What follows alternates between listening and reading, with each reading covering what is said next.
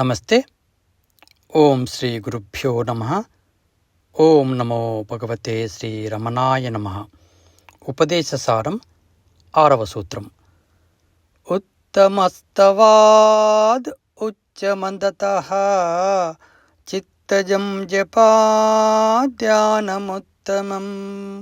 చిత్తజం జపాధ్యానముత్తమం. ఉత్తమస్తవాద్ ఉచ్చమందతః చిత్తజం జప ధ్యానముత్తమం.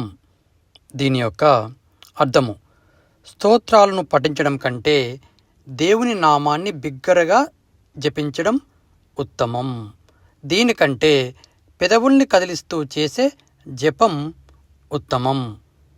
ఇంకా దీనికంటే మనసులో చేసే జపం అనగా మానసిక జపం అతి ఉత్తమమైనది అని ఇక్కడ మహర్షి మనకు వివరించారు.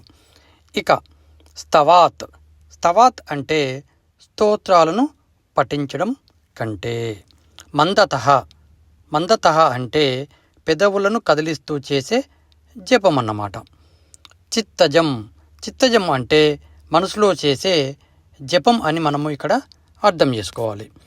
ఇక దీని యొక్క ముందు శ్లోకమైన 5వ శ్లోకంలో ఎలాంటి పూజ చేస్తే ఉత్తమ ఫలితం లభిస్తుందో మహర్షి వివరించారు. ఇక ఈ 6వ శ్లోకంలో ఎలాంటి మనము జపం చేస్తే కనుక ఉత్తమ ఫలితాలు వస్తాయో ఇక్కడ వివరించబోతున్నారు. ఇక మనము ఈ శ్లోకం గురించి, ఈ యొక్క సూత్రం గురించి పూర్తిగా తెలుసుకునే ప్రయత్నం చేద్దాము. ఇక ముందుగా స్తోత్రం అంటే ఏమిటి? స్తోత్రము అంటే బిగ్గరగా పఠిస్తూ మనము మంత్రాలను మనం ఉచ్చరిస్తూ ఉంటాము. అంటే మనకు లలిత సహస్రనామాలు, విష్ణు సహస్రనామాలు, ఇలా ఎన్నో స్తోత్రాలు మనకు ఉన్నాయని ఇక్కడ మనం అర్థం చేసుకోవాలి. ఈ స్తోత్రాలనే మనము పారాయణము అని కూడా అంటాము.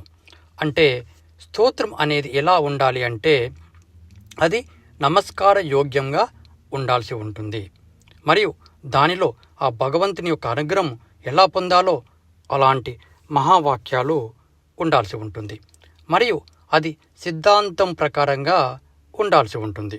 అదేవిధంగా ఆ యొక్క దేవతల పరాక్రమం గురించి, విభూతి గురించి విశ్లేషిస్తూ ఉండాలన్నమాట.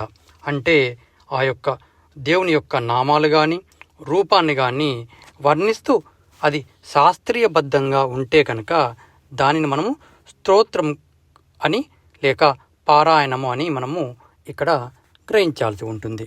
ఇక మనము లలిత సహస్రనామాలు కానీ, విష్ణు సహస్రనామాలు కానీ మనము చదువుతూ ఉంటే మన మనస్సు ఎన్నో నామాల మీదకి, రూపాల మీదకి మన ధ్యాస అనేది వెళుతూ ఉంటుంది.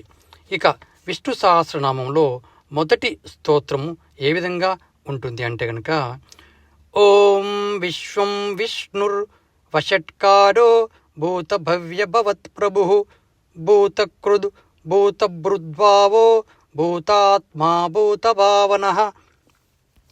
ఇక్కడ 9 విభిన్నమైన పదాల గురించి, రూపాల గురించి, నామాల గురించి వివరించారు. అంటే ఈ శ్లోకము మనం చదువుతున్నప్పుడు ఒక్కొక్క పదము మీద మనం ఫోకస్ పెట్టాల్సి ఉంటుంది. అంటే మన మనస్సు అనేది ఆ యొక్క విష్ణువు యొక్క నామాల మీద, రూపాల మీద వెళ్తూ ఉంటుంది. అంటే ఒక్కదాని మీద ఫోకస్ అనేది నిలవదన్నమాట.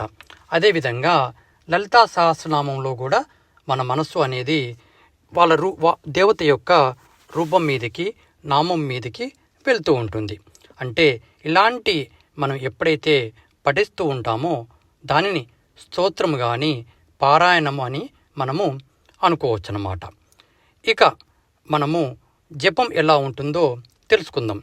జపం అనేది జపమాలతో, ఒక దేవుని యొక్క నామంతో కానీ, మంత్రంతో కానీ కళ్ళు మూసుకొని జపిస్తూ ఉంటాము. అంటే ఇక్కడ మన యొక్క ఒక్క నామం మాత్రమే తీసుకుంటామని అర్థం చేసుకోవాలి.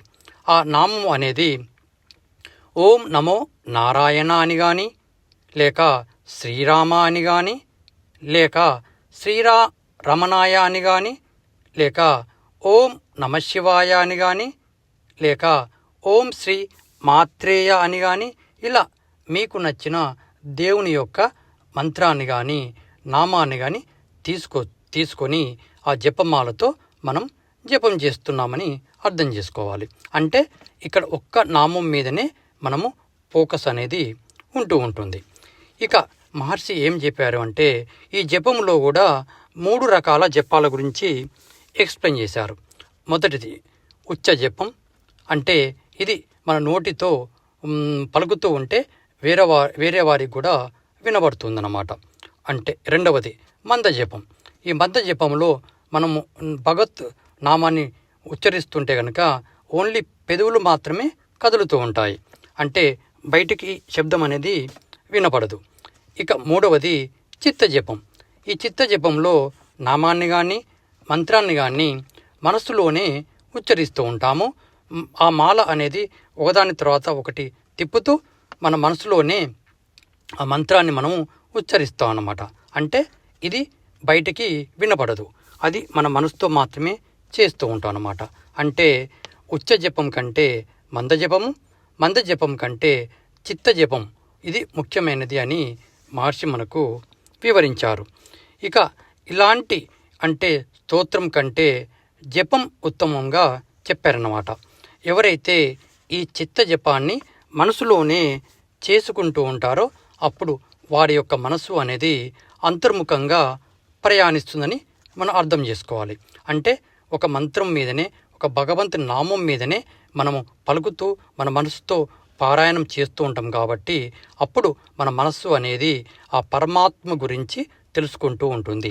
అలా మనము వెళ్తూ ఉన్నప్పుడు మనము డీప్గా వెళ్ళినప్పుడు ఆ పరమాత్మ స్థితిలోకి మనము కూడా వెళ్ళిపోతాం అన్నమాట. అంటే ఎప్పుడైతే ఆ పరమాత్మ స్థితిలో మనం ఉంటామో అప్పుడు మన మనస్సు అనేది స్థిమితంగా ఉంటుందన్నమాట. అంటే వేరే విషయాల పట్ల మన మనస్సు అనేది మనకు వేరే విషయాల మీదకి మన మనస్సు వెళ్ళదని ఇక్కడ అర్థం చేసుకోవాలి. అయితే ఇక్కడ ఈ స్థితిలో మనము ఆ పరమాత్మ స్థితిలో ఉన్నప్పుడు దానినే మనము ఆత్మస్థితిలో ఉన్నామని చెప్పుకోవచ్చు. అంటే మన యొక్క ధ్యానము ఎప్పుడైతే గాఢస్థితికి వెళ్తుందో అప్పుడు ఆ పరమాత్మ స్థితికి, అదే మన యొక్క ఆత్మస్థితికి, అదే మన యొక్క శక్తి స్థితిలోకి మనం వెళ్ళిపోతాం అన్నమాట.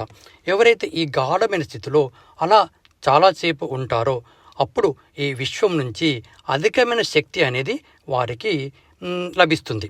అందుకని మనము స్తోత్రం ద్వారా కానీ లేకుంటే జపం ద్వారా కానీ లేకుంటే ఈ చిత్త జపం అనే ధ్యానాన్ని ఎవరైతే ప్రతిరోజు పాటిస్తారో వారు అధిక శక్తిని వారు పొందగలుగుతారన్నమాట.